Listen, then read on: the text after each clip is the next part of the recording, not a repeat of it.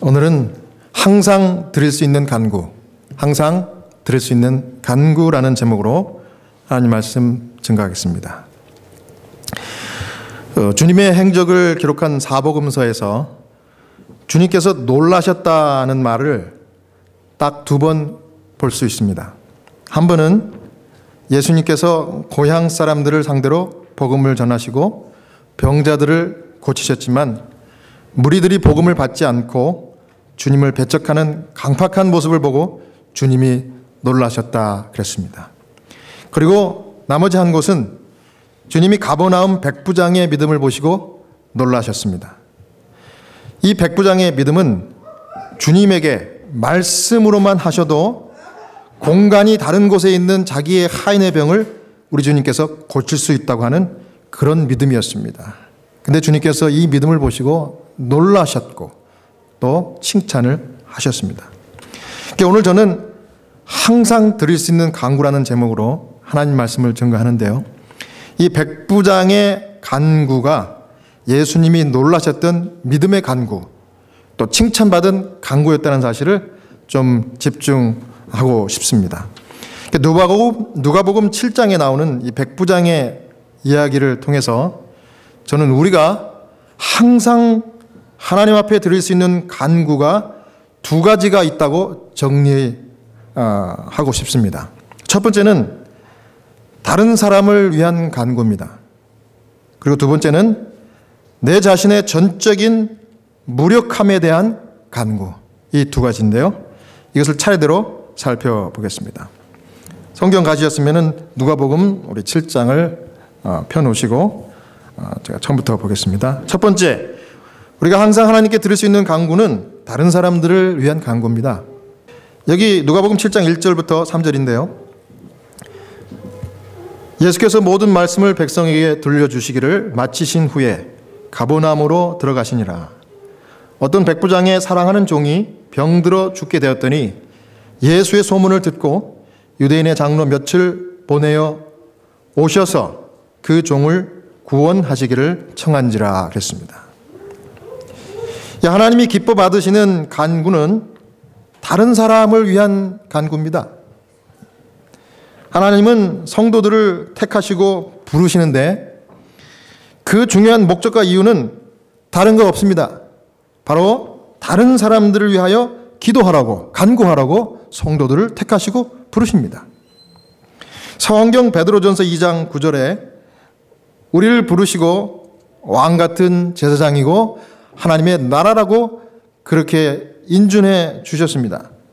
여기 베드로전서 2장 9절, 오직 너희는 택하신 족속이요 왕 같은 제사장들이요 거룩한 나라요 그의 소유된 백성이니 이는 너희를 어두운 데서 불러내어 그의 기이한 빛에 들어가게 하신 자의 아름다운 덕을 선전하게 하려 하심이니라 그랬습니다. 제사장은 구약시대 때 백성들을 대신해서 하나님께 기도를 하던 사람들이 제사장입니다. 우리는 다 하나님의 택하시고 부르신 다른 사람과 다른 백성들을 위해서 간구하는 기도자인 것을 기억해야 한다는 사실입니다. 그러니까 저와 여러분들이 하나님 부르신 제사장과 같은 백성들이에요. 제사장. 그러니까 제사장은 백성들을 위해서 간구하는 사람들이에요. 그래서 성도들은, 저와 여러분들은 하나님께 다른 사람들의 유익과 다른 사람들의 구원을 위하여 기도해야 하는 것입니다. 우리가 해야 될 일이에요.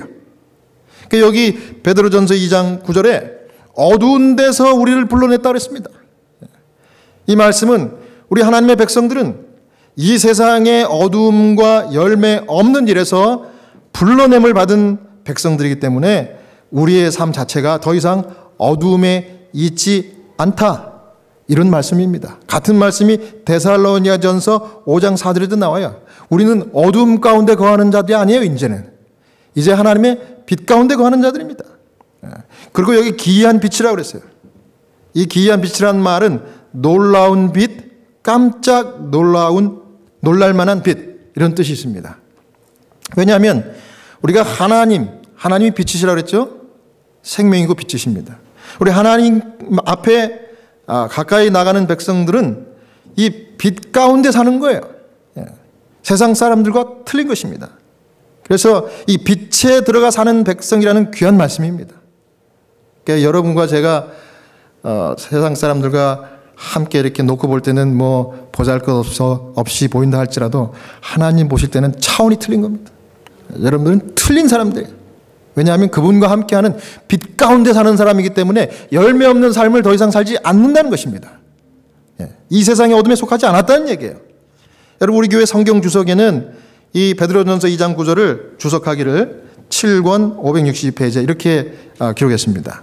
예수 그리스도와 하나님이 모든 빛의 근원이시기 때문에 성도들은 항상 어둠을 몰아내는 진리의 빛 가운데 거하는 자들이다. 항상 예수 그리스도와 하나님의 임재와 지도 가운데 사는 밝은 백성들이 성도라는 사실을 기억하자. 귀한 주석 아닙니까? 저는 이걸 읽고서 참 마음 가운데 보물을 얻은 것 같은 감사가 넘쳤어요. 우리는 틀린 사람들입니다. 항상 하나님의 빛 가운데 있기 때문에 하나님의 임재가 있고요, 하나님의 지도가 있고 하나님의 지혜를 받은 백성들이기 때문에요, 이 세상 사람들처럼 근심할 이유가 없는 것입니다. 그래서 항상 주님이 인도하는 대로 따라가면 정말 밝은 빛의 성도라는 사실을 기억하라, 그렇게 얘기합니다. 그래서 여기 뭐라 그래요? 그 다음에 어떻게 살아라? 여기 나왔습니다. 아름다운 덕을, 기이한 빛 가운데 거하게 하신 자의 아름다운 덕을 선전하고 살아라. 거기 그렇게 얘기했습니다. 자, 아름다운 덕을 어떻게 선전할 수 있을까요? 이 아름다운 덕이라는 말이 여기 헬라어로 아레타이 이렇게 되어 있는데요. 이건 뭐냐면 탁월성입니다. 탁월성. 완전성이에요. 완전성. 그러니까 이게 무슨 말인가 하면 우리 자신은 부족하지만은 우리 자신이 빛이신 하나님으로부터 받은 보고 배운 그분의 탁월한 성품, 그분의 완전한 성품을 나타내는 삶을 살아라 이거예요. 이해가 가십니까? 네. 그러니까 우리는 부족하지만 하나님의 성령께서 우리의 마음 가운데 임재하실 때에 우리의 마음에 예수 그리스도의 마음을 창조해 주시고 그분의 탁월하고 완전한 성품, 사랑과 동정이 늘 넘치는 그 마음을 가지고 이 세상 사람들을 사랑하라는 얘기예요. 네. 그게 주님이 우리에게 명하신 제사장으로서의 삶인 것입니다. 네. 그리스도인들은 그리스도를 닮은 매력적인 인격, 동정심 많은 행동을 통해서 예수께서 하신 것처럼 하나님을 세상에 드러내는 사람들입니다. 누가복음 7장 2절을 다시 한번 제가 읽겠습니다. 어떤 백부장의 사랑하는 종이 병들어 죽게 되었더니, 짧은 말이지만은 우리가 이 백부장에 대해서 명상할 수 있는 단서를, 중요한 단서를 제공합니다. 여기 이 백부장이 있는데 그 종이 병들었어요. 그런데 이 종이 어떤 종이에요? 이 백부장에게? 하찮은 종입니까? 이때 당시에 로마 사람들이 하인들, 종들을 부릴 때는 사고 파는 물건에 지나지 않았습니다. 그래서 명령하고 쓸모없으면 팔아 넘기든지 또 죽여도 법에 저촉되지 않아요. 그런데 이 종을 가리켜서 이 짧은 누가복음 7장 2절에는 뭐라 그럽니까? 어떤 백부장의 뭐하는 종? 사랑하는 종. 종은 종인데 사랑하는 종이에요. 누가 사랑하는 종입니까? 백부장이 사랑했던 종이에요. 여기에 이 백부장의 이 태도와 이 성품을 우리가 알 수가 있습니다.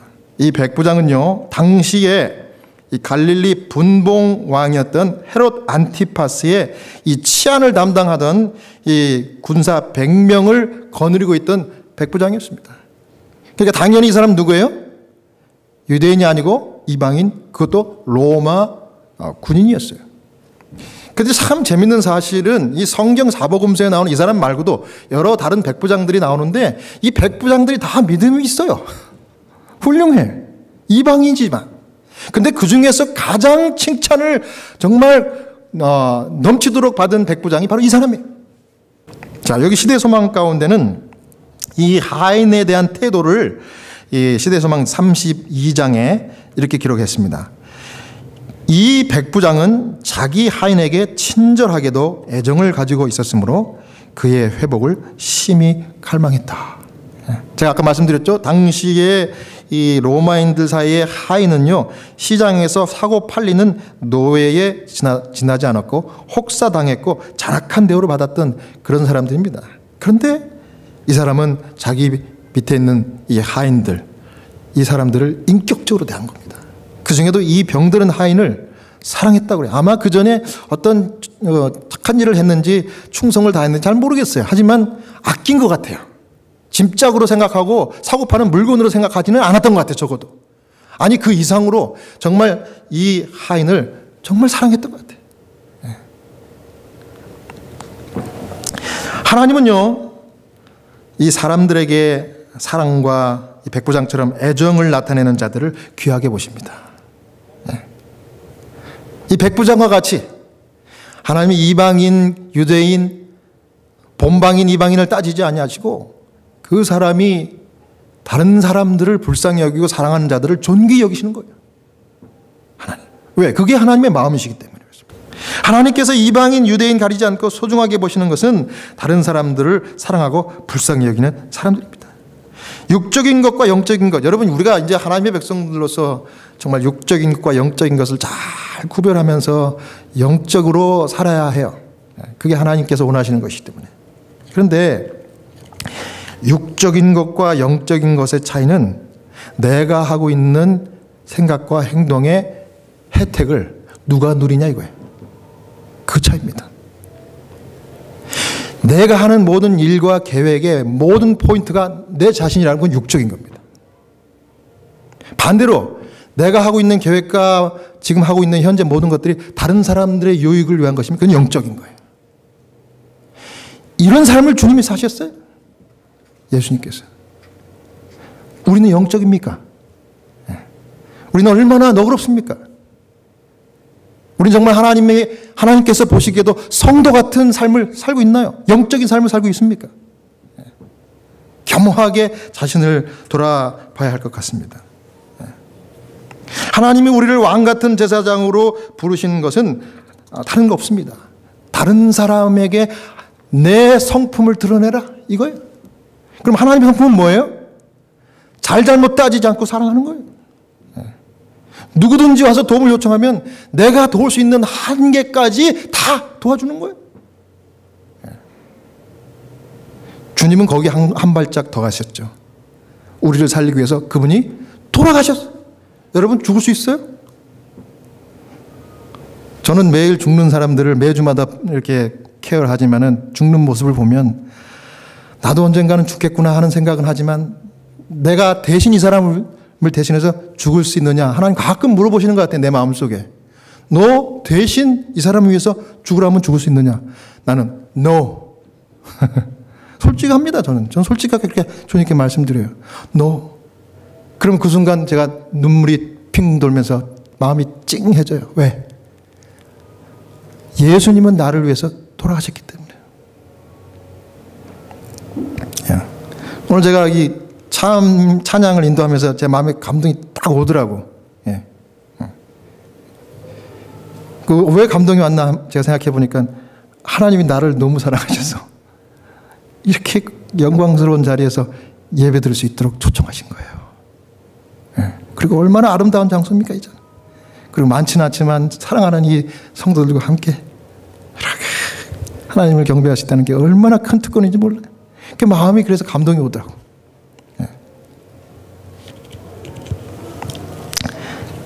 여러분 꼰대라는 말 아세요? 꼰대.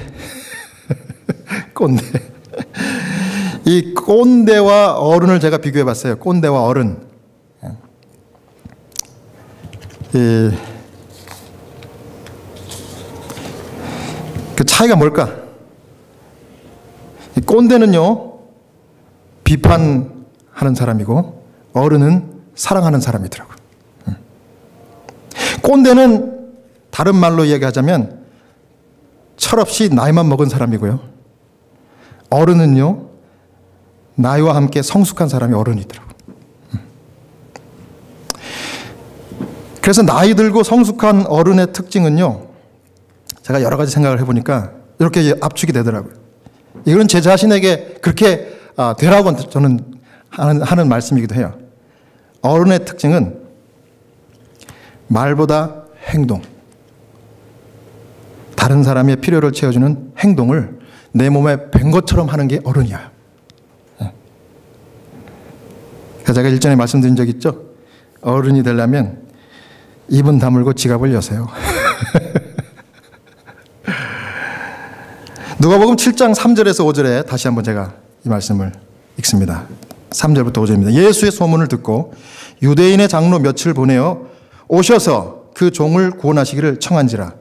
이에 저희가 예수께 나와 간절히 구하여 가로되 이 일을 하시는 것이 이 사람에게 합당하니이다. 저가 우리 민족을 사랑하고 또 우리를 위하여 회당을 지었나이다 하니. 이 백부장은 로마 사람이었지만 정말 성숙한 사람이었습니다. 자기 하인을 자기 몸처럼 아끼고 사랑했고, 또 민족의 바운다리를 뛰어넘어서요, 로마인이지만 이방인이지만은 유대인들이 좋아하는 그 일을 자기 사제를 터서 그렇게 했습니다. 그래서 유대 장로들이 이제 이 사람의 요청을 받고 예수님께 왔죠. 이 로마 백부장이 자기가 처음부터 직접 예수님을 만나러 갈 수도 있었지만은 예수님을 리스펙트해서 정말 예수님이 부담 없이 만날 수 있는 같은 유대인, 유대 장로님들에게 가서 좀 도움을 요청했어요. 나 대신 우리 예수님께 가서 내 이 병들어 죽어가는 이 하인을 좀 살려달라고 좀 말씀 좀 전해 주십시오. 이렇게 한 겁니다. 아주 진중하게 예를 갖춰서. 그런데 이제 이 유대의 장로들이 왔어요. 왔는데 이 장로들이 한 얘기가 참 깜짝 놀랄 얘기를 하는 겁니다. 저가 우리 민족을 사랑하고 우리 회당을 지었나이다. 그리고 그 말 전에 뭐라 그래요? 예수께 나와 간절히 구하여 가로되 이 종을 구원해 주시는 것이 이 사람에게 합당한 일입니다, 주님. 그래요. 이거 좀 이상하지 않습니까? 여러분, 그동안 이 유대 장로들, 서기관과 바리새인들은 여태 어떻게 했어요? 예수님이 무슨 일을 하든지 심지어 기적을 베풀어도 그걸 꼬투리를 잡아가지고 그 예수님을 모함을 하려고 그랬어요. 그래서 늘 예수님과 의견이 상치됐어요. 의견이 맞은 적이 없어요. 마치 그 정치인들이 싸우는 여당과 야당, 민주당, 미국이면 민주당과 공화당이 막 그 쟁점을 놓고 서로 반대하면서 싸우는 것처럼 이건 물과 불의 이 관계였어요. 예수님과 이 유대인 장로들과는요. 그랬었어요. 그런데 이날 이 유대인들이 와가지고 예수님이 원하는 말을 하는 거예요. 의견이 합치가 됐어요. 여당과 야당이 합의된 겁니다. 이게 무슨 얘기예요? 주님, 이 백부장이 저희들을 보냈는데 로마인이지만 이 백부장의 하인이 지금 중풍병으로 죽게 됐는데 이 하인을 주님 고쳐주십시오. 구원해 주십시오. 이 일을 하시는 것이 이번에는 주님 합당한 일입니다. 아주 그냥 인도르스먼트 해준 거예요. 자기들이. 그런데 그 이유가 뭐예요? 사실은 이 사람이 우리 유대인들을 위해서 너무 좋은 일을 했는데 우리가 봉사하고 있는 회당을 짓는 일에 거대한 자금을 우리에게 협조해 준 사람입니다. 이 시대의 상황에 보면은요, 모처럼 만에 유대인들과 예수님이 의견에 합의를 봤다, 합치됐다, 이런 말이 나와요. 근데 그 이유는 뭐냐면 서로 다른 이유지만 어쨌든 합치됐다 그래요. 뭐냐면 이 유대 장로들은 이 백부장의 행위를 보고 그 의견에 합의를 했고, 이 예수님은 이 백부장의 그 요청의 저변에 깔린 사랑과 믿음을 보시고 그 의견에 합의를 했다는 것입니다. 어쨌든 믿음과 행위가 이렇게 정말 멋지게 합력하여 선을 이루는 장면이 연출이 된 겁니다. 배경은 그래요. 백부장은 로마인이었지만 정말 성숙한 사람이었던 것 같아요. 자기 하인을 자기 몸처럼 아끼고 사랑했고 민족을 뛰어넘는 사랑과 정말 선행을 아끼지 않았습니다. 정말 제가 봐도 훌륭하고 어른스러워요. 어른스러워. 얼마나 훌륭했으면은요, 예수님도 놀라시면서 칭찬하시고, 이렇게 성경에까지 그의 이 어른스러운 행동이 기록됐습니까, 여러분? 저는 그래서요, 우리 성도들이 선행을 하고 정말 하나님의 마음, 예수 그리스도의 마음을 가지고 살면은 그것이 영원히 생명책에 기록됩니다. 그러니까 여러분, 할 수 있으면요, 선행하시고, 할 수 있으면 다 베푸시고 말이죠. 예? 가진 거 꼭꼭 움켜쥐고만 사지 마시고 자꾸 주세요. 자꾸 도와주시고 자꾸 하나님 기뻐하시는 일을 하시란 말이죠. 어떻게 해요? 자꾸 주면 돼.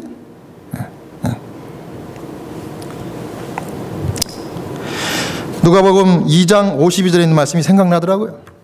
우리 예수님의 이야기예요. 여기 뭐라고 그랬습니까? 예수는 그 지혜와 그 키가 자라가며 하나님과 사람에게 더 사랑스러워 가시더라. 여러분, 예수님은 경건한 삶의 모범이세요. 이 땅에서 사시면서 우리에게 어떻게 사는 것이 영적인 삶이라는 것을 누구보다도 정확하게, 정말 파워풀하게 보여주신 분이 우리 예수님이에요. 그런데 예수님은 어려서부터 늘 하나님과 또 누구에게? 사람에게. 예수님은 뭐 하나님의 아들이니까 뭐 당연하겠지 이렇게 생각할 수도 있지만, 예수님은 그 인간의 몸을 쓰셨기 때문에 인간의 제약을 또 받으시면서 살았어요. 저와 여러분들처럼. 그렇기 때문에 예수님이 늘 하나님께 기도했고 성령을 늘 강구할 수밖에 없었어요. 왜? 하나님의 이 뜻을 따라 살기 위해서는요, 인간의 몸을 쓰신 그 약점 때문에 살 수가 없는 거예요. 그래서 늘 기도했던 거예요. 그리고 우리가 따라갈 이 모범의 삶을 사셨어요. 그러니 당연히 그 결과는 어때요? 하나님이 사랑하시고, 또 누가 또 사랑을 해요? 하나님뿐만 아니라 사람들이 사랑했대요. 저는 이것이 완전한 경건이요, 영성의 모델이라고 생각합니다. 여러분, 우리가 진짜 영적인 사람, 하나님이 정말 기뻐하시고 사랑하는 사람은요, 하나님뿐만 아니라 사람에게도 사랑을 받아야 돼요. 근데 여러분, 사람들이 사랑할 수 있는 사람들은 어떤 사람일 것 같아요? 예수님과 같은 사람이에요. 예수님은요, 어려서부터 겸손하셔가지고 절대 잘난 척하지 않으시고 자랑질 안 하고 교만하지 않고, 예. 또 어떤 성품을 가졌을까요? 예수님은 여러분들이 아유 재수없어 이런 생각이 드는 그 성품을 주님은 요만큼도 안 가셨다는 얘기예요. 여러분, 상대방이 아유 정말 부담스럽고 좀 꺼려지는, 아유 정말 재수없어 이런 말이 드는 사람들은 대개 어떤 사람들이요? 자랑하는 사람. 자랑. 인간은 인간의 자랑을 들을 수 없어요. 표현은 안 하지만 속으로 마음을 닫습니다. 그런데 사람에게 사랑을 받았다는 얘기는 예수님은 그렇게 하지 않았다는 얘기예요. 예수님의 지혜가 뛰어났습니다. 어려서부터. 왜냐하면 하나님을 늘 가까이 했기 때문에. 꿰뚫어 보는 어떤 그 눈이 있으셨어요. 심령을 꿰뚫어 보는. 그래서 예수님이 12살 때 성전에 올라가서 거기에 있는 이 랍비들과 이야기할 때요, 이 랍비들이 12살 아이가 애가 아니야. 그래서 너무너무 그 말하는 게 지혜가 있고 깊이가 있어서 이 아이를 계속 붙들고 있었던 겁니다. 그래서 오래 붙들고 있으니까 예수님이 부모님들도 몰랐던 거 아니에요. 그런데도 자랑하지 않았어요. 그 랍비들이 얼마나 정말 이렇게 이 학식과 신앙과 이런 것들이 구비된 그런 사람들입니까? 영적으로 정말 강력한 사람들인데 이 사람들이 놀랄 정도예요. 그리고 이 아이와 함께 더 이야기하고 싶을 마음이 들었던 건 뭐예요? 이 아이의 태도가 어땠는가, 이걸 상상을 해보는 겁니다. 이 예수님의 태도가 그렇게 심오한 말을 하면서도 절대 이 랍비들의 이 자존심을 건드리지 않았던 거예요. 그래서 거기 빨려간 겁니다. 그래서 사람들과 하나님께 사랑을 받은 거예요. 뭐 예수님과 견줄 수는 없지만 이 백부장, 로마 백부장은 정말 근사치에 갔던, 예수님의 근사치에 갔던 그런 훌륭한 인격의 사람이었던 것 같아요. 예, 마음이 오픈되어 있고요.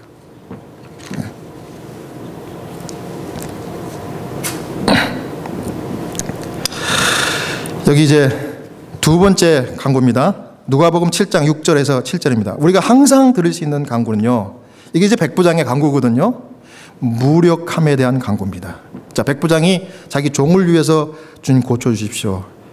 자기를 위한 기도가 아니죠. 항상 하나님은 타인을 위한 기도를 늘 더 귀하게 보시고 더 들어주셔요. 두 번째 우리가 항상 들을 수 있는 강구는 자신의 무력함, 전적인 무력함에 대한 강구입니다. 여기 누가복음 7장 6절부터 7절, 8절까지 읽겠습니다. 예수께서 함께 가실새 이에 그 집이 멀지 아니하여 백부장이 벗들을 보내어 가로되 주여 수고하시지 마옵소서. 내 집에 들어오심을 나는 감당치 못하겠나이다. 그러므로 내가 죽게 나가기도 감당치 못할 줄을 알았나이다. 말씀만 하사 내 하인을 낫게 하소서. 8절 저도 남의 수하에 든 사람이요 제 아래도 군병이 있으니 이더러 가라 하면 가고 저더러 오라 하면 오고 제 정도로 이것을 하라 하면 하나이다. 그래서 예수님이 이제 유대 장로들의 이야기를 듣고 바로 이제 백부장의 집으로 향했습니다. 출발했습니다. 근데 이 군중들이 많았기 때문에 밀려서 천천히 가요. 근데 그분께서 오신다는 소식이 먼저 당도하자 백부장은 이제는 자기의 친구들, 이제 유대인들이 아니고 자기의 로마 친구들을 두 번째 팀으로 보냈어요. 또 예수님께. 왜냐하면 예수님이 오신다 그러니까 그분이 우리 집에 들어오시다니 안 돼. 이래가지고 간 겁니다. 자기 친구를 보내가지고 주여 수고하지 마세요.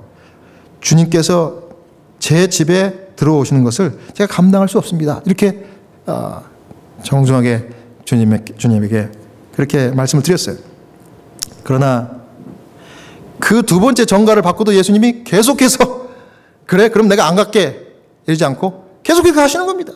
계속해서 자기 집을 향해서 오시기 때문에 계속해서 오신다는 얘기를 또 전해 듣고 이번에는 자기가 직접 용기를 내서 예수님께 나가서 말씀을 드리는 장면이 7절입니다. 여러분 성경만 보면 7절에 그게 두 번째 친구들이 와서 하는 얘기 같이 이렇게 들리지만은 자세히 한번 깊이 그 말씀을 생각을 해보세요.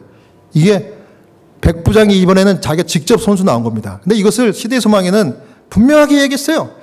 백부장이 드디어 몸소 나왔다 그랬어요. 그러면서 이렇게 얘기하는 겁니다. 주여, 제가 주님께 이렇게 나오기도 감당 못한데 주님이 저는 집에 있고 주님이 오시기를 제가 기다리는 건 이거는 도무지 말이 안 됩니다. 이렇게 된 거예요. 예. 그러니 주님 여기서 저에게 말씀만 해 주시옵소서. 이렇게 얘기하는 거예요. 그러면 제 하인이 나을 것을 제가 믿습니다. 이런 믿음의 고백을 한 거예요. 정말 믿음 있는 말을 했기 때문에 예수님이 특급 칭찬하는데요. 이 말을요, 이 시대의 소망은요, 다시 풀어가지고 이렇게 기록을 했더라고요. 한번 잘 들어보세요. 이 백부장이 한 말입니다. 내가 로마의 권세를 대표하고 나의 군사들이 내 권위를 최상으로 인정하는 것과 같이 당신께서는 무한하신 하나님의 권세를 대표하시므로 모든 피조물이 당신의 말씀을 순종할 것입니다. 당신께서는 병들어 떠나가라고 명하실 수 있으며 그 병이 당신의 말씀에 순종할 것입니다. 당신께서는 당신의 하늘 사자들을 부르실 수 있사오니 저들은 치유하는 능력을 줄 것입니다. 말씀만 하시옵소서. 그러면 나의 종이 나을 것입니다. 이렇게 얘기한 겁니다. 그랬더니 드디어 이제 오늘의 하이라이트 누가복음 7장 9절에 우리 주님께서 이렇게 말씀하셨습니다. 예수께서 들으시고 저를 기이 여겨 돌이키사 쫓는 무리에게 이르시되 내가 너에게 이르노니 이스라엘 중에서도 이만한 믿음은 만나보지 못하였노라 하시더라. 칭찬 중에도 최고의 칭찬, 특급 칭찬을 이 쫓는 무리들 앞에서 하신 것입니다. 그리고 10절에 보내 어떤 사람들이 집으로 돌아가 보매 종이 이미 강건하여졌더라. 아멘. 할렐루야. 예. 시대소망 32장 272페이지에 백부장은 자신에 대하여 나는 감당치 못하겠나이다 라고 말했다. 그의 마음은 그리스도의 은혜로 말미암아 감동을 받았다. 그는 자신의 무가치함을 깨달았으나 도움 요청하기를 두려워하지 않았다. 그는 자신의 선함에 의뢰하지 않았다. 그는 자신의 큰 필요를 역설하였다. 그의 믿음은 그리스도의 참된 품성을 붙잡았다. 그는 예수를 단지 이적을 행하는 자로만 믿지 않고 인류의 친구요 구주로 믿었다. 그렇습니다. 이 백부장의 마음을 주님이 미리 이미 읽으시고 그 마음 저변에 있는 그리스도를 영접하고 그분의 은혜를 받은 그 믿음을 보시고 칭찬하신 것입니다. 그래서 이 백부장은 단지 하인의 병만 고쳐달라고 한 게 아니에요. 주님을 믿음의 손으로 붙든 겁니다. 자신의 구원을 거기에서 붙든 거예요. 그래서 주님이 너무 기뻐하신 겁니다. 너무 기뻐하신 거예요. 그러면서 모든 죄인이 그리스도께 나오는 것도 이와 같다 그랬습니다. 우리 모두가 주님 앞에 나가는 것도 이와 같은 거예요. 우리의 필요를, 우리의 부족을 인정하는 거예요. 여러분, 약할 때 곧 강함이라 사도 바울이 얘기했죠. 저와 여러분들이 주님 앞에서 약함을 고백하고 인정하는 것이 그 능력이에요. 그래야 주님께서 우리에게 은혜를 베푸시고 우리가 그 은혜를 받을 수가 있고 우리가 그 믿음을 붙을 수가 있는 거예요. 우리가 조금이라도 가진 것 있고 조금이라도 내가 부족함이 없다고 생각하는 순간 주님을 붙들 수가 없어요. 그래서 우리가 부족하고 연약하다는 사실을 늘 간구하고 기도하는 것이 이 백부장의 기도였고 그것이 오늘 저와 여러분의 기도가 돼야 한다는 것입니다. 그것이 경배요. 그것이 믿음이에요. 디도서 3장 5절에 구원하시되 우리의 행한 바 의로운 행위로 말미암지 아니하고 오직 그의 긍휼하심을 쫓아 하셨다. 우리 주님께서 저와 여러분들을 뭐 잘못한 것 가지고 잘한 것 가지고 계산해가지고 그래 너는 이만큼 했으니 믿었어. 좋아. 내가 구원. 너는 안 돼. 이렇게 한 거 아니라는 거예요. 이걸 따지지 않고 그분의 긍휼을 따라서 우리를 구원하셨다는 거예요. 그러니까 그 긍휼을 끝까지 붙드는 것이 우리가 할 일인 겁니다. 백부장이 그렇게 했다는 것입니다. 그런데 여러분 마귀는 어떻게 합니까? 마귀는 끊임없이 우리 자신에게 속삭이죠. 너는 죄인이야. 거봐 너 다시 옛날 그 습관 또다시 하잖아. 주님은 다 보시는데 너 어떡할래? 너 그래가지고 하늘 가겠어? 자꾸 우리 자신의 양심에 그런 고소를 하는 것입니다. 너는 그래서 죄인이고 너는 그래서 하나님 복 받기에는 너무나 부족해. 이렇게 말하지만은 우리는 여기 백부장처럼 예수님께서 죄인들을 구원하기 위해 세상에 오셨다고 그 사단에게 오히려 선포해야 할 것입니다. 그렇지만 나는 주님의 옷자락을 붙들어. 나는 주님의 은혜와 긍휼을 붙들 거야. 사단아 물러가라. 이렇게 해야 되는 것입니다. 시대소망 273페이지에 우리는 하나님께 추천할 만한 것은 아무것도 갖고 있지 못하나 우리가 현재 항상 말할 수 있는 간구는 그분의 구원하시는 능력을 필요로 하게 만드는 우리의 전혀 무력한 상태에 대한 간구인 것이다. 우리는 모든 자기 의뢰심을 버림으로 갈바리 십자가를 바라보고 이렇게 말할 수 있다. 내 손에는 가지고 갈 아무 대가도 없습니다. 다만 주의 십자가에 매달릴 뿐이옵니다. 여러분 이런 간구, 이런 부족을 주님께 아뢰는 기도가 여러분의 기도가 되시기를 간절히 소원합니다. 제가 엊그저께 돌아가신 환자분을 제가 뭐 계획해서 간 건 아닌데 그래도 그분을 꼭 가서 뵙고 싶어요. 말을 못하고 눈만 이렇게 마주치는 그런 분이에요. 근데 뭐 돌아가실 그런 상태는 아닌 것 같고 그래도 몇 주 더 계신 것 같아서 이제 다른 환자들 보고 난 다음에 이제 그분을 마지막으로 보러 갔어요.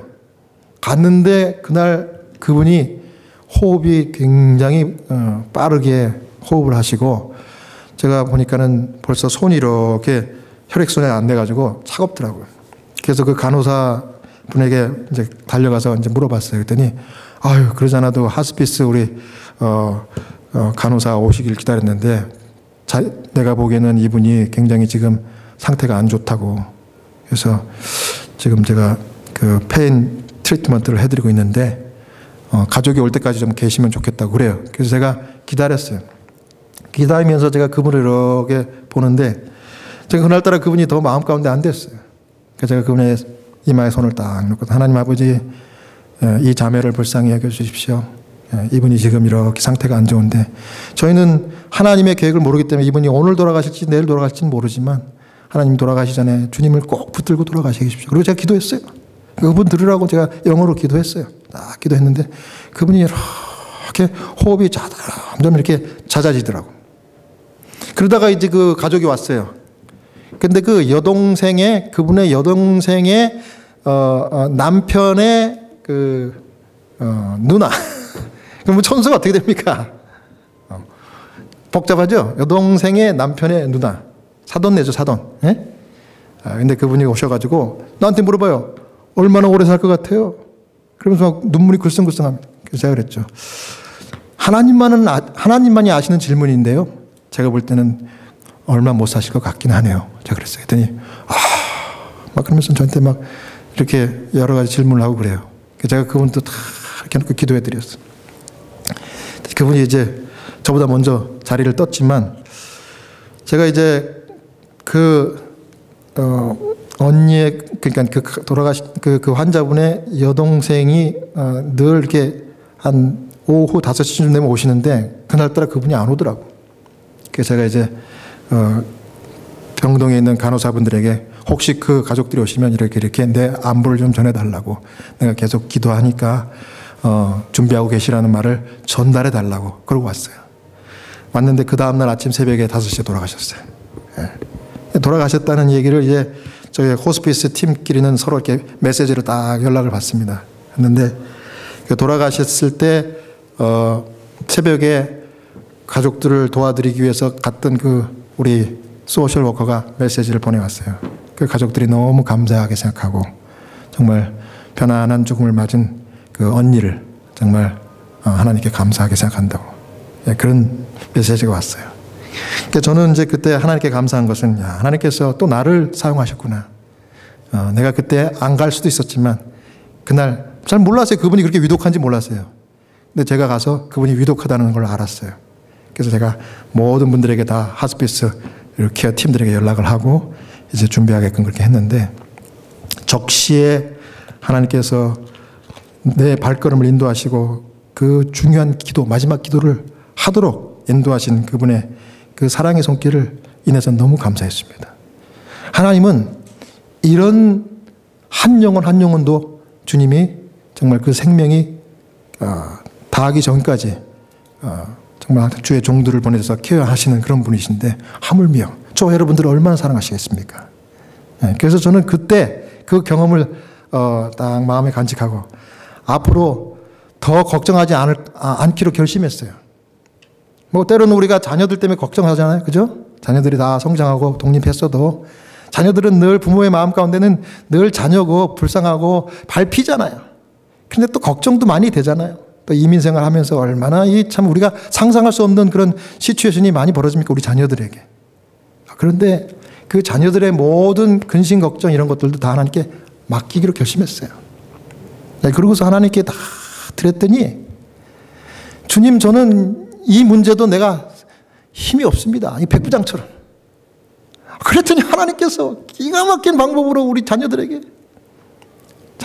길을 열어주시고 감동을 주고 회개하게 하고 이런 일이 벌어졌어요.